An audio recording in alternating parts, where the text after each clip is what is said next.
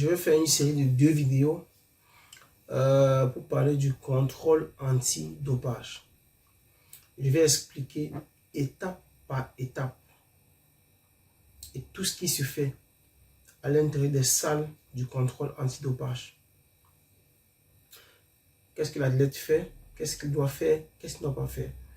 Donc c'est une vidéo, ça c'est, je pense pour ma part, des vidéos très importantes pour la vie ou même la suivi des athlètes.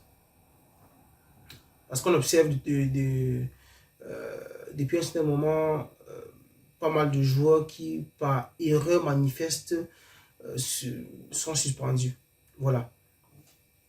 Alors directement, j'ai déjà défini le dopage dans une vidéo précédente. Disons que les contrôles antidopage peuvent se faire en compétition ou hors compétition. Ça, c'est clair. Maintenant, ce qui concerne les contrôles antidopage en compétition, l'organisateur de l'événement, du contrôle, ou l'entité organisatrice de l'événement, il doit désigner un responsable pour les procédures liées à ce contrôle. Ça, c'est bien.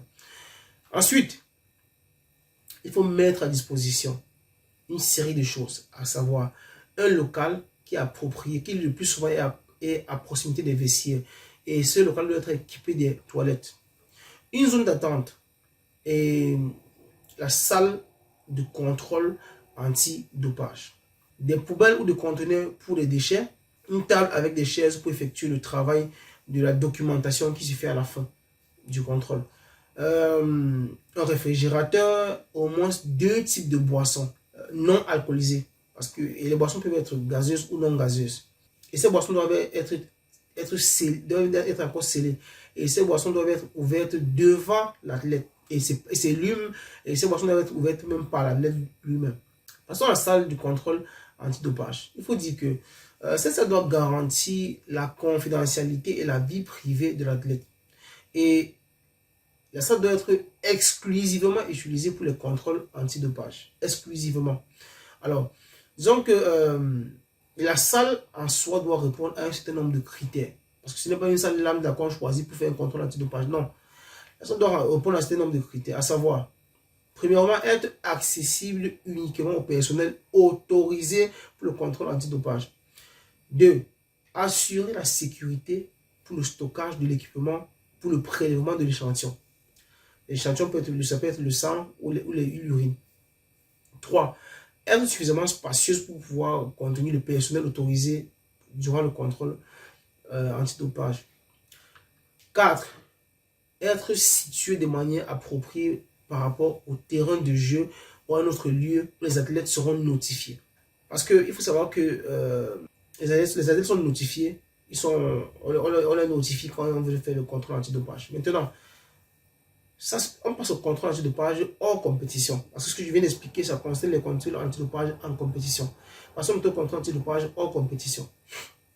Disons que, en ce qui concerne les locaux utilisés doivent avoir un certain nombre de choses. À savoir, les locaux doivent être équipés d'une zone d'attente et d'une zone administrative qui permettent la confidentialité de l'athlète. C'est très important.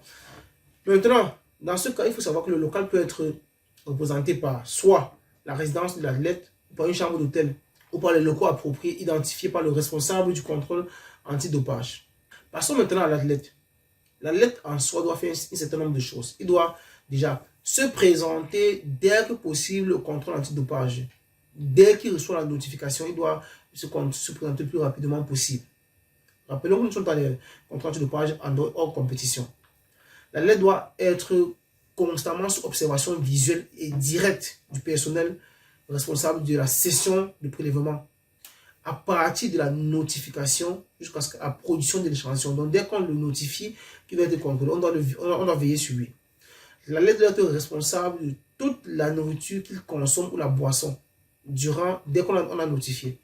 Et l'athlète peut aussi demander la présence d'un représentant personnel. Maintenant, en ce qui concerne le représentant personnel, il faut dire que sa présence est facultative. Ce n'est pas obligatoire. Maintenant, il faut savoir que le représentant peut accompagner l'athlète à la salle de contrôle antidopage. Il peut aussi assister au choix de l'équipement et à la scellée des flacons en verre. Le représentant encore peut assister l'athlète dans les phases de remplissage de la documentation du contrôle antidopage. Il doit, ça c'est un impératif, il doit signer le procès verbal comme exigé par le responsable du contrôle antidopage s'il est présent à toutes les opérations. Maintenant, si l'athlète est mineur, le représentant, qu'est-ce qu'il doit faire? Il doit l'accompagner constamment pendant la procédure de prélèvement des échantillons en fournissant toutes les informations nécessaires avec au responsable du contrôle antidopage. Ensuite, il doit être présent si l'athlète le demande lors de la production de l'échantillon. Et enfin, il doit signer en plus de l'athlète la documentation de contrôle antidopage. Revenons maintenant à l'athlète. Il doit, disons, connaître les procédures de prélèvement de l'échantillon. Il doit être responsable de son propre échantillon sous réserve de l'obligation de contact visuel de la production jusqu'à ce qu'on scelle cet échantillon. Il doit suivre la procédure et s'assurer qu'il n'y a pas d'irrégularité. Très, très important. L'athlète doit aussi déclarer dans la documentation du contrôle antidopage tous les médicaments et les suppléments qu'il a pris au cours des 10 derniers jours avant la date du prélèvement, ainsi que les transfusions qu'il effectue au cours des 3 derniers mois avant la date du prélèvement. Et disons que l'athlète doit, s'il a effectué s'il a pris des suppléments, des médicaments, ou s'il a effectué des transfusions, il doit présenter un certificat d'exemption à des fins thérapeutiques. Ça confirme que ce qu'il a fait, que ce soit les médicaments ou les transfusions, ça concernait, ça peut être pour soigner une maladie. Donc, et enfin, l'athlète il peut fournir des commentaires sur le processus de prélèvement de l'échantillon dans la documentation du contrôle antidopage. Maintenant, il faut dire qu'à la demande de l'athlète, le responsable du contrôle antidopage peut autoriser l'athlète à rejoindre ou à quitter le local où se déroule le contrôle. Et maintenant, le responsable du contrôle antidopage peut aussi autoriser les demandes de report dans l'heure qui suit dans plusieurs cas suivants. Premièrement, s'il doit participer à une cérémonie de remise de prix, s'il a des engagements avec les médias, s'il a d'autres compétitions, s'il doit récupérer, s'il a les soins médicaux nécessaires après une blessure, si c'est à la fin d'une séance d'entraînement, ou bien si l'athlète recherche son représentant.